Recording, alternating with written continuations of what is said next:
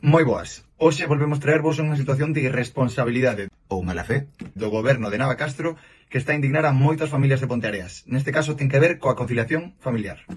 Como xa sabedes, van varios meses do curso escolar 2024-2025 e xa temos varias novas, pero que non son boas. Por un lado, no que se refire ás competencias autonómicas, os centros educativos xa están a sufrir varios recortes importantes. Menos profesores de apoio, problemas con programas como PROA e, como todos os anos, a Xunta retrasando as sustitucións ata o día do inicio do curso escolar.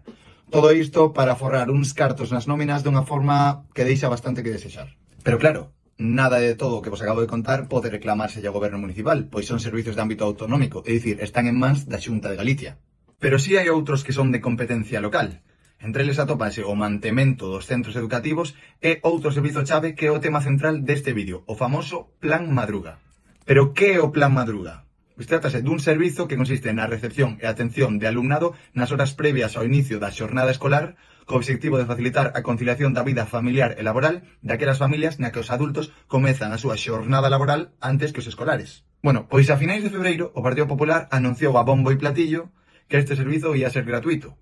Fixeron nas redes sociais, nos medios de comunicación. Pero agora, sorpresa, non vai ser gratuito, senón que vai valer 15 euros ao mes. Por iso mesmo, dende Ponteareas en Común, levamos unha pregunta clara e concisa ao Pleno da Corporación Municipal.